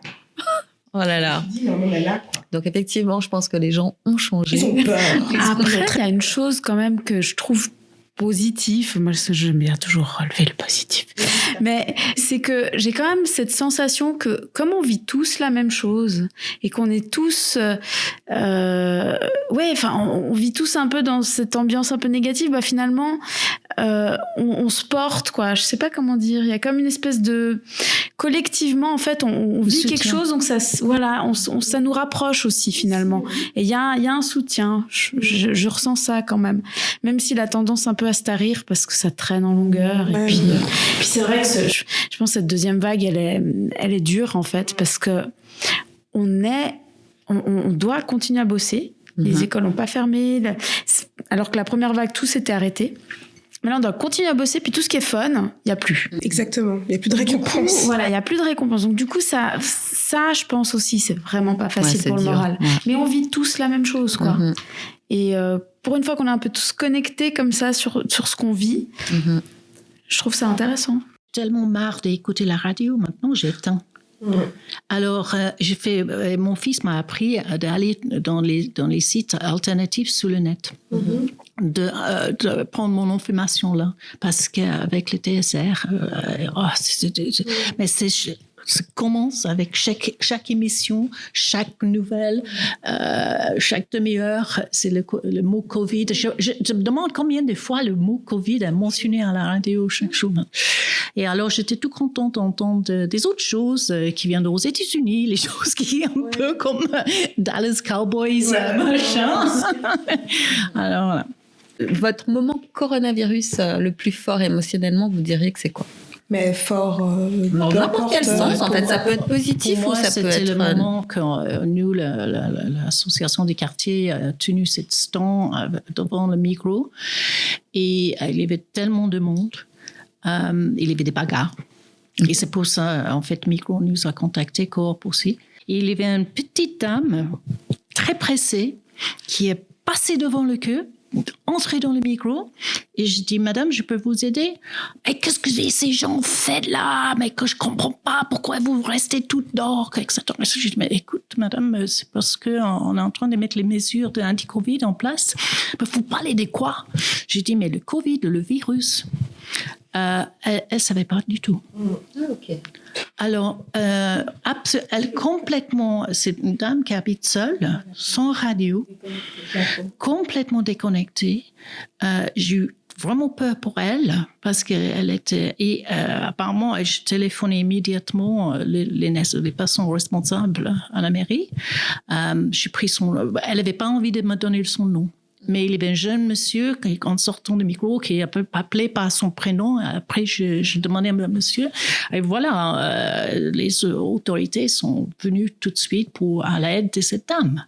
Elle ne savait pas. Et on parle de troisième semaine de mars. Alors ça, c'était pour moi le plus choquant, qu'il faut se renseigner. Si on n'est pas, si tu connais quelqu'un qui n'est pas à la radio, la télévision, il faut aller le voir. Mais maintenant, tout le monde sait. Mais à l'époque, cette dame ne savait pas. Bon, moi, je pense à 2 choses. Je peux dire 2 ? Bien sûr. J'ai la première, c'est quand on a diffusé à la RTS un reportage, vous avez peut-être vu, très rapide, il a duré 4 minutes. C'était en fait moi en train de m'entretenir avec le médecin de chef de clinique des soins Mais je intensifs. crois que j'ai vu. Beaucoup de gens l'ont vu, oui. Il me semble que j'ai vu. Ouais. Et quand ça a été diffusé, en fait, je crois que c'était le premier jour du confinement. Tout le monde était devant la télé et devant le TJ, quoi. C'était vraiment le jour, je crois que l'audience, elle était la plus importante. J'avais pas du tout réalisé ça, que ça allait se passer comme ça. Parce que après la diffusion, j'ai reçu des messages, mais ça n'arrêtait pas, quoi. Des messages. Alors c'était touchant, puis en même temps c'était un peu submergent, ouais. Mais ça, c'était vraiment un moment fort, la diffusion de ce reportage. Et le deuxième événement, évidemment, c'est quand je suis allée aux soins intensifs, du coup, pour faire mes adieux. Et j'y suis allée donc habillée avec la tenue totale, les gants, le masque approprié. J'étais avec ma sœur. Et là, à ce moment-là, le médecin nous dit, bon voilà, vous allez rentrer dans l'unité. Je vous conseille de ne pas regarder autour de vous. Vous regardez par terre jusqu'à ce que vous arriviez vers votre mère. Bon, bah, moi, évidemment, quand on me dit de pas faire quelque chose, je le fais. Donc, j'ai levé le nez comme ça. Puis, en fait, c'était cauchemardesque. Il y avait des intubés partout. C'était vraiment très, très dur. Et au moment où j'étais à côté de ma mère, je lui tenais la main, puis je regardais le monsieur en face, quoi. Puis, je me disais, mince, peut-être que lui, dans 2 jours, c'est pareil. Enfin, voilà, j'ai en fait une prise de conscience pour moi, puis pour tous les gens qui avaient autour. C'était très, très fort, quoi. C'était vraiment un moment très, très fort en émotion. Puis, bah, évidemment, après aussi de voir quelqu'un qu'on connaît bien, intubé, quoi. Et après 10 jours sans bouger, en fait, elle avait plus le même visage, elle était boursouflée. C'était très, très fort, quoi. Donc ça, c'est quelque chose qui, je pense, non seulement m'a marqué, mais m'a un peu traumatisée, je crois. Mais bon, ça passera. Hein. C'est du passé récent. Donc voilà. Mais le médecin le savait quand elle m'a dit de regarder le sol. Parce que quand j'y ai repensé, je fais ah oui, effectivement, c'est un peu dur de voir tout ce monde-là. Après, il faut savoir qu'il y a des gens qui travaillent là, qui sont toute la journée là, qui voient des gens intubés toute la journée. Et c'est un petit peu bateau là ce que je veux dire, mais je pense, je remercie vraiment le corps médical qui fait un boulot, mais incroyable, quoi. Moi, je les ai trouvés incroyables. Ils ont été hyper soutenants. Moi, ils m'ont appelé. Enfin voilà, ils font vraiment un boulot génial, quoi. Voilà. Merci. Bah, moi, pareil, c'est quand j'étais vraiment pas bien et que je suis allée au HUG pour faire des radios des poumons et que la petite infirmière, voilà, je la suis dans les couloirs pour qu'elle m'amène faire la radio et qu'elle me regarde, qu'elle me dit, mais on va prendre une chaise roulante, je crois. Je voulais pas. J'étais un peu vexée, quoi. Mais je tenais pas le chèque, je n'arrivais pas à la suivre. Donc elle a été chercher la chaîne. Et là, je me suis dit, bon, là, on est dans le vrai, quoi. Là, voilà. Là, je me suis dit, bon, ben... C'est pas une blague, quoi. C'est la réalité, quoi. T'es vraiment pas bien. Et ouais, là aussi, c'était un peu choquant parce que du coup, tu rentres dans la partie Covid, puis des gens dans les couloirs, les pieds. Ouais. Moi, je bloquais sur les pieds, quoi. Quand elle me poussait, ouais, je me disais, mais c'est fou, quoi. Donc c'est une réalité, il y a des gens à l'hôpital. Non, c'est pas un complot, quoi. Il y a vraiment des gens qui sont au plus mal là-bas. Ouais, vraiment. Les réalités dans le peur et le peur dans une sorte de hystérie que je pense qu'on est tous adultes. On a compris qu'est-ce que se passe à peu près, mais pas toutes les réalités. Il y a une journaliste à Lyon qui a fait un reportage de 5 jours à l'hôpital, mais avec un filmage assez graphique de tout ce qui se passe. Et là, en parlant de choquant, c'est des images très correctes. On voit jamais le visage de quelques personnes, mais on voit le corps médical en train d'essayer de réanimer quelqu'un. On voit l'état des personnes comme tu as décrit, hein, Zelda, avec ta maman. Et ça, je trouve que c'est un message qui doit être beaucoup plus, peut-être plus tard le soir, pas pour vraiment les enfants, mais vraiment diffusé. C'est un message de réalité qui doit être diffusé plus souvent parce que le public se rend pas compte en fait de ce qui se passe réellement. Ouais, ouais. C'est aussi pour ça que moi j'aime pas, enfin voilà, moi j'aime bien faire des blagues, hein. Je sais assez, je veux dire, c'est vrai que mon récit à moi il est pas très joyeux, mais c'est aussi pour ça que je me dis que c'est peut-être bien que j'en parle, que je raconte, quoi, parce que ça, il y a peut-être je pense que ça permet aux gens de se rendre compte. Enfin, surtout, moi, au moment où on avait diffusé le reportage, les gens, c'était très tôt, les gens n'avaient pas compris encore. Durant le premier confinement, on a vu beaucoup de personnes faire plus de sport, faire plus de lecture et surtout de cuisine. Est-ce que vous avez développé de nouvelles compétences durant ce confinement? Si oui, lesquelles, Céltia? Alors, moi, je suis hyper sportive, je ne peux pas vivre sans sport. Et du coup, j'ai dû faire preuve d'imagination parce que moi, j'aime pas m'entraîner forcément au poids du corps. J'aime pas trop courir. Moi, j'aime plutôt prendre un peu des poids, faire des choses plus voilà, en musculation comme ça. Et finalement, je me suis retrouvée à reprendre la course à pied, puis à me retrouver dans ce rythme de la course que j'ai trouvé vraiment agréable en fait. Puis à me faire des entraînements à la maison. Non mais ça, franchement, c'est vraiment triste, mais voilà, je me suis rendu compte que j'en étais capable. Je pensais que ça allait m'ennuyer. Puis en fait, quand ça peut être pour n'importe quoi, hein, mais quand on aime vraiment quelque chose et qu'on le veut vraiment, et au bout d'un moment, on le fait, quoi. Même avec quand les moyens du bord. Voilà, ouais. avec les moyens du bord. Même quand ça n'a pas l'air d'être très très glamour comme ça sur le papier, on le fait quand même, quoi. Voilà. Moi, j'ai fait ce que je pensais jamais faire du sport chez moi. Et toi, Péta, tu as découvert des nouvelles compétences? J'ai mentionné que je suis un peu désorganisée dans ma vie en général et je n'ai pas encore trouvé le système. Je fais des listes, beaucoup de listes tout le temps, mais je peux avoir une vingtaine de listes autour de moi. Et maintenant, je mets sous l'ordinateur et là, je le trouve plus sur l'ordinateur.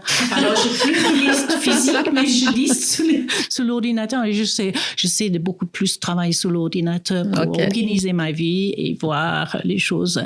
Et j'arrive quand même un peu mieux qu'avant. C'est super. Et toi, Thérèse? Ouais, moi aussi, comme je l'ai dit tout à l'heure, j'ai pris le temps de faire ce qui me plaisait, tout simplement. Donc moi, j'ai beaucoup cousu. Pas mal fait aussi à manger. Des gâteaux et puis pareil, des belles marches parce que c'était l'occasion de prendre l'air. Et voilà, mais principalement j'ai pu avancer un peu dans mes projets. D'accord. Ouais. Donc, on a dit tout à l'heure, on va peut-être sur un confinement saison 3. Est-ce que vous avez des trucs et astuces pour mieux vivre le confinement ou des remèdes naturels anti-Covid, même s'ils ne sont pas prouvés? Est-ce que vous avez des petites choses à conseiller? Genre, pour quelqu'un qui vivrait assez mal le confinement, qu'est-ce que vous pourriez lui conseiller de faire? Moi, je cherche désespérément un masque transparent que les gens peuvent voir mon sourire. Et je pense moralement, les gens peuvent guérir en voyant des souris. Parce qu'on voit plus de personnes. Oui, c'est vrai.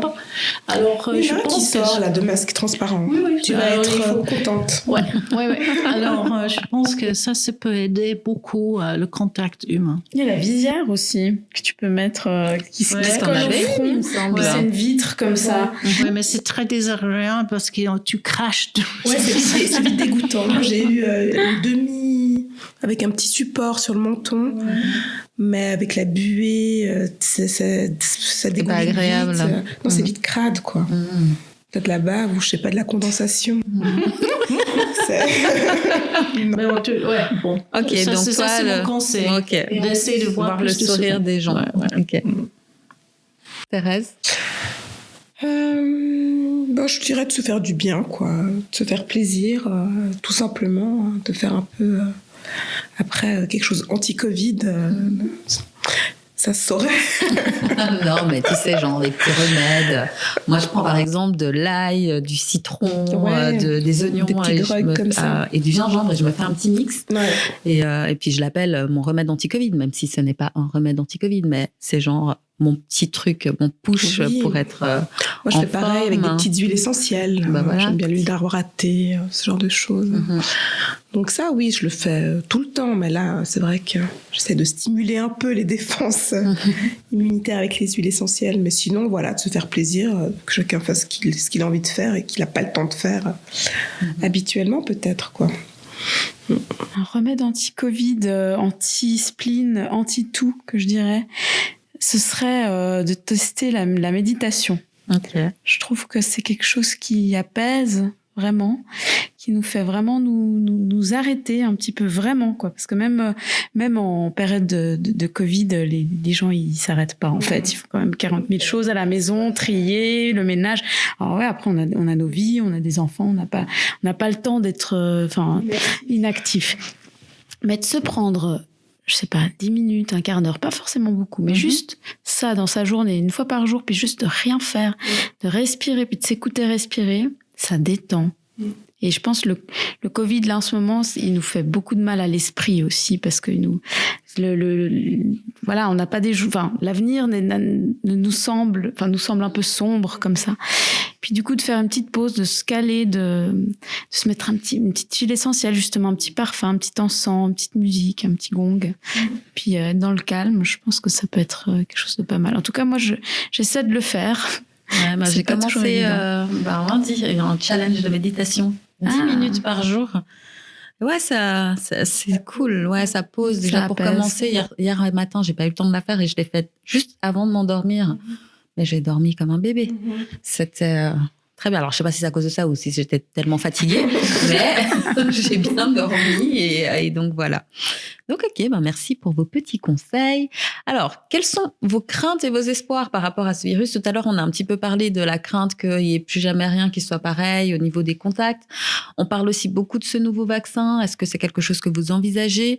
Donc voilà, quelles sont vos craintes et vos espoirs?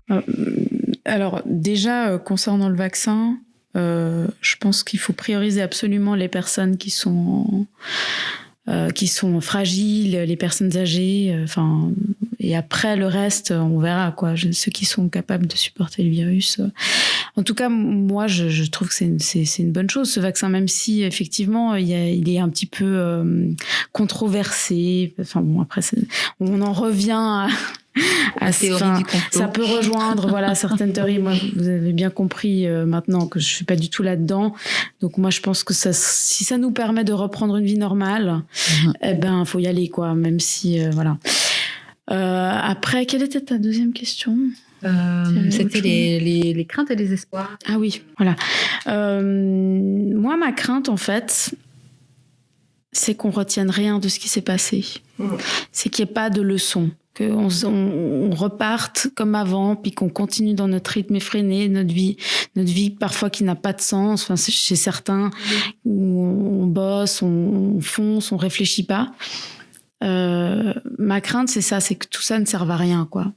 J'aimerais me dire qu'on a passé cette crise avec et qu'on en sortira plus fort, avec plus de sagesse, quoi. Et il y a aussi moi je suis un peu je suis un peu écolo et je me dis je dis un peu comme un euphémisme mais je me dis aussi que j'aimerais que on puisse avoir cette prise de conscience aussi maintenant pour l'environnement, puis que les mesures qu'on a prises pour le Covid, et puis disons que les gouvernements ont montré qu'ils étaient capables de réagir vite, même si pas toujours de manière cohérente, voilà, mais qu'ils en étaient capables, quoi. Et je me dis, ce serait vraiment bien si on pouvait aussi maintenant l'appliquer pour l'environnement et pour prendre en main aussi les choses et faire en sorte que ce réchauffement climatique qui a déjà commencé, soit moins vilain que ce que les scientifiques prédisent. Voilà. Pour toi, Péta, tes craintes et tes espoirs? Je vais commencer avec l'espoir que je pense que la vie de beaucoup de gens s'est changée, les habitudes. Prendre l'avion à Barcelone pour 75 francs et revenir l'après-midi ou 2 jours après ou 24 heures après, le masse consommation commerciale, je pense que les gens sont freinés un peu. Je sais pas, moi, j'ai reçu 2 cadeaux cette Noël. Normalement, je recevrais 4. Mais non, il y a une sorte de gaspillage commercial dans ce sens. J'espère que les gens ont appris une bonne leçon et qui va continuer de diminuer tout l'excès.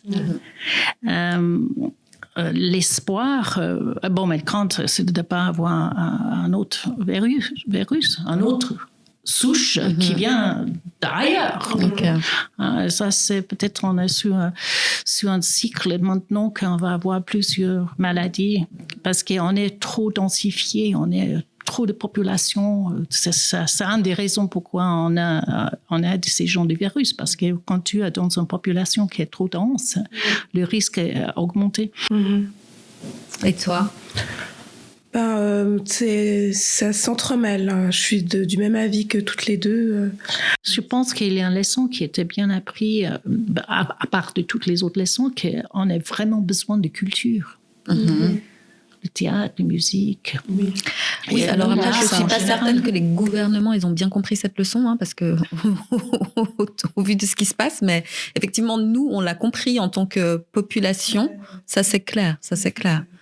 Et non, ça c'est une évidence. C'est pas un luxe. La culture, c'est pas un luxe. Non. La culture, c'est quelque chose vraiment besoin. D'ailleurs, la culture a permis pendant le confinement aux gens de passer le temps, que ce soit supportable, quoi. S'il n'y avait pas eu des films, de la musique, des spectacles enregistrés, des choses à voir, on n'aurait pas vécu le confinement de la même manière. Quand même, heureusement qu'on a eu Netflix. Je ne voulais pas dire le mot. Écoute, je pense que pendant ce confinement, ils ont explosé niveau abonnement et compagnie, parce que je pense qu'il y a beaucoup de gens qui se sont bien posés devant. Écoute, ils m'ont eu parce que moi j'ai toujours refusé catégoriquement de la voir. Je ne savais même pas à quoi ça ressemblait. Et finalement, quelqu'un m'a offert l'abonnement. J'ai fait là, c'est quand même servi tout chaud sur un plateau. Allez, d'accord. C'est terrible, c'est terrible. Alors, on est encore dans les temps pour se souhaiter les bons vœux. Alors, je voulais vous demander qu'est-ce que l'on peut vous souhaiter, ou même que vous avez envie de vous souhaiter à vous-même pour cette année 2021 et pour les prochaines à venir. Donc voilà. Thérèse? La santé. Je crois que cette circonstance, je pense que tant qu'on a ça, le reste, c'est pas grave. Et puis d'être heureuse, quoi, tout simplement. Moi, je souhaite beaucoup de courage aux professionnels qui sont fait faillite. Et il ne faut pas lâcher. Descends les mains, lâchez les mains. Laissez les bras. Pour presser les bras. Laissez les bras. Les bras, c'est ça. Oui. Alors, non, il faut si jamais il y a un magasin ou un petit commerce qui a dû fermer à cause de Covid, qu'il n'était pas rémunéré correctement ou n'a pas assez d'argent pour continuer par la fédération, il ne faut pas baisser les bras. Et aussi que je souhaite que chaque maison, chaque famille a assez d'argent dans le porte-monnaie, ne trouve pas assez d'argent pour continuer de se nourrir. Parce que ça, c'est comme vous avez mentionné avant, Teresa, en Afrique du Sud, s'il est en confinement, tu ne peux pas travailler, tu n'as pas l'argent, tu ne peux pas manger, alors tu es en train de starving. C'est ça. C'est parce que l'économie est très importante dans tout ça aussi. Bien sûr. Et pour toi, qu'est-ce qu'on peut te souhaiter? Moi, on peut me souhaiter de m'offrir un beau voyage aux Maldives en avion. Non. J'ai pas envie d'être trop redondante, mais moi j'ai envie de continuer à cultiver la gratitude, je l'ai mieux dit là, et à continuer à savoir profiter de ce que j'ai déjà plutôt qu'à de me pencher sur ce que je n'ai pas, sur ce que je n'ai plus. Et puis d'accepter aussi que des fois ça va pas, que le négatif il est là et que c'est pas grave, qu'on a le droit d'être triste, on a le droit d'être mal. Parce que des fois, je trouve qu'on se culpabilise beaucoup aussi des fois de pas être bien. Et on devrait se laisser le droit, de dire là ça va pas quoi, ça va pas. Et je passe une journée où ça va pas. Et ça va pas. Et c'est OK. Voilà. Et c'est vrai que moi, je suis souvent dans cette culpabilité de dire je suis pas très bien aujourd'hui, ça va pas, faut que je me booste. Non, en fait, j'aimerais bien me dire non, en fait, j'ai le droit, et puis merde. Finir le podcast avec un merde. C'est pas mal. On arrive donc à la fin. Alors, je vous remercie pour ce joli moment de partage. Mais avant de nous quitter, tout à l'heure, vous vous êtes chacune décrite en 3 mots. Et Thérèse, suite à cet échange, si tu devais décrire Celtia en 3 mots, qu'est-ce que tu dirais ? Je dirais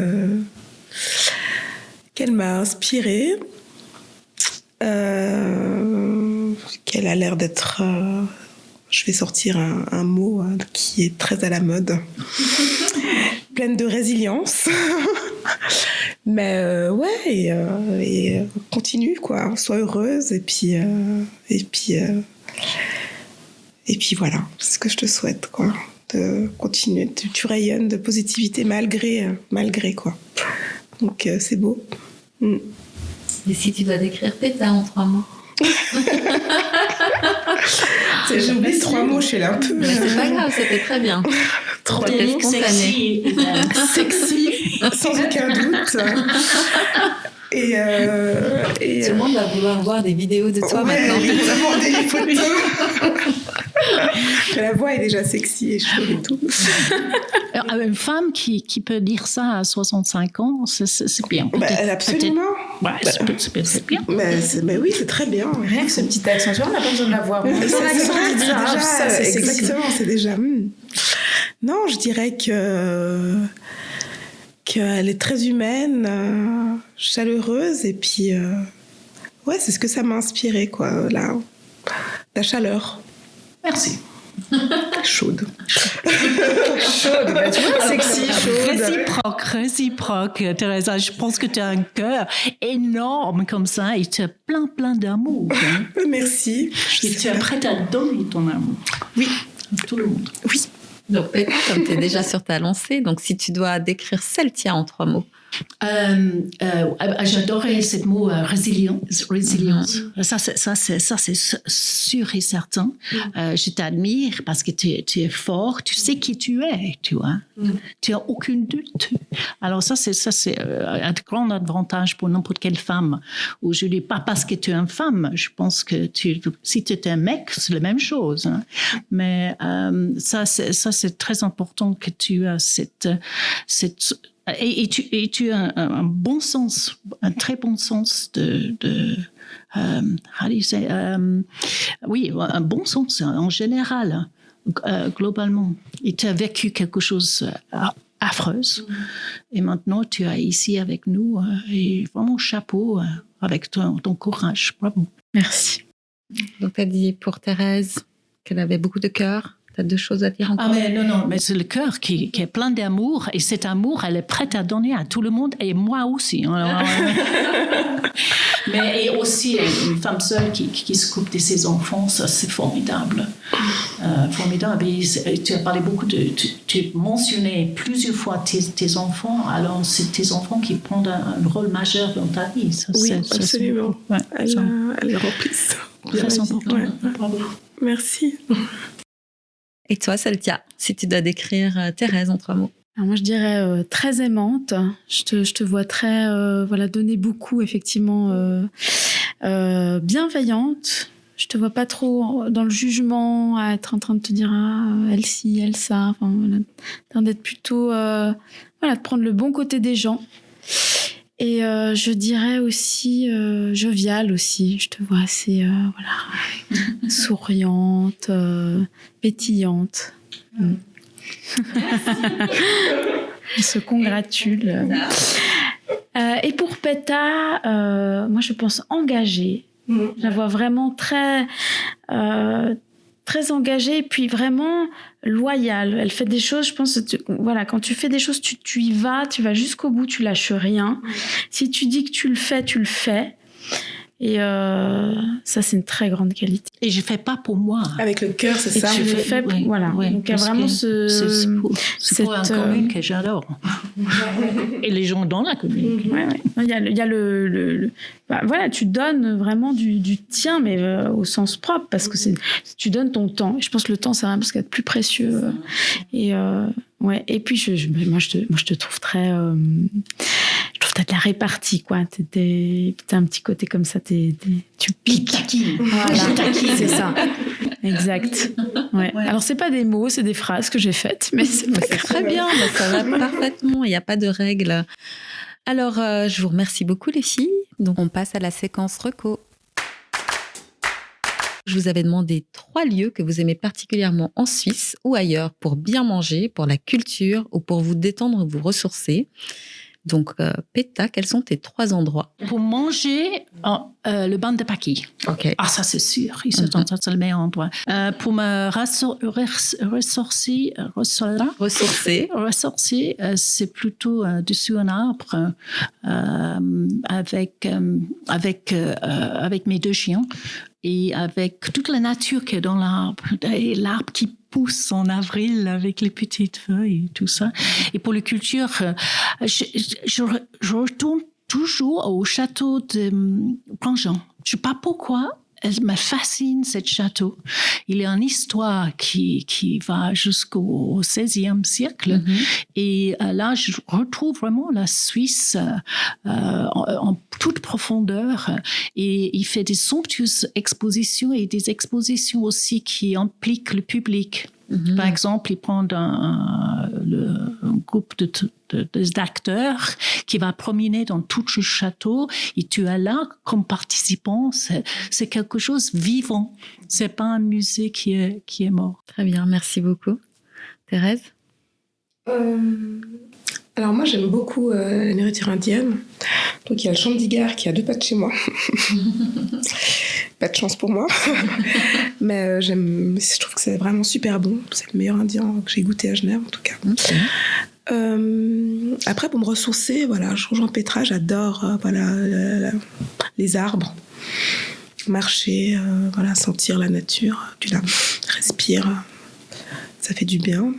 J'aime bien prendre l'énergie, là. Et le 3e... La culture. Ah, je suis assez fan du Meg, moi. Ok. Donc, j'aime bien leurs expos et je trouve aussi que il y a pas mal d'activités pour les plus petits, donc c'est chouette, elles ont plaisir. Donc, on a toutes les 3 plaisir à y aller et moi, je trouve que c'est un super lieu. D'accord, merci. Alors moi, il y a pas mal de choses que je ne mange pas. Notamment le gluten, c'est la grande mode maintenant, mais voilà, en tout cas, je fais très attention. Et du coup, j'apprécie de pouvoir manger dans des endroits où j'ai pas besoin de trop me prendre la tête à demander ci, ça. Et un endroit où ils font ça très très bien, c'est au Tonic, boulevard Karl Vogt, je crois. Mon Dieu, je suis sûre que c'est la bonne adresse. Je leur fais une pub avec une fausse adresse. Je me renseignerai si jamais pour mettre. Voilà, mais c'est un style de cantine un peu où on prend un petit peu ce qu'on veut, puis c'est pris au poids, mais c'est souvent très très bon. Beaucoup de choix, c'est végétarien, puis que des produits GRTA. Et des gros choix sans gluten, sans lactose, tout ça. Donc je trouve que ça c'est une super adresse. Pour me ressourcer, pour être originale, je veux dire, c'est dans la nature. Mais je vais essayer d'être plus précise.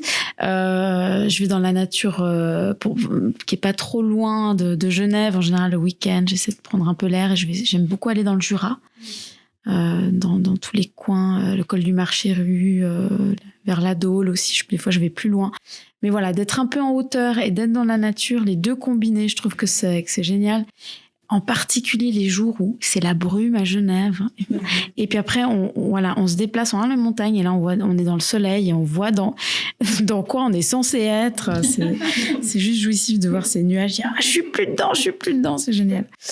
Et puis pour la culture, j'ai découvert cette année un musée rural en plein air qui s'appelle Ballenberg, dans la zone. Il est chouette, ouais. Ouais, c'est vers le lac de Brienz et j'ai trouvé ce musée absolument génial parce que c'est à l'extérieur, c'est des maisons, on peut rentrer dedans, puis on voit la vie rurale suisse du 19e, 18e siècle, ou même antérieure. Et puis je trouve ça fascinant de pouvoir rentrer dans les maisons. Les potagères et les herbes. Les jardins. Il y a aussi des jardins. Hyper trouvé magnifique. Ouais. Et c'est pour toute la famille. Les enfants adorent. Donc ça, c'est vraiment un endroit que je conseille. Je vous remercie beaucoup. Peta, Thérèse, Celtia, je vous remercie pour ce partage. On termine cette rencontre autour de la table rose. J'espère que vous avez vécu un aussi bon moment que moi. Et peut-être qu'on se retrouvera pour un autre podcast, toujours autour de la table rose. Donc voilà, merci beaucoup. Merci Pascal. Merci. Merci d'avoir écouté ce nouvel épisode de Autour de la table rose. Pour me soutenir dans ce projet, laissez des commentaires trop sympas et bienveillants sur vos applications de podcast préférées. Pensez à cliquer sur toutes les petites étoiles, en particulier sur Apple Podcast, il y en a 5, et à le partager dans tous vos réseaux. Et surtout, abonnez-vous afin d'être alerté lors des nouveaux épisodes. En retour, vous aurez ma reconnaissance éternelle.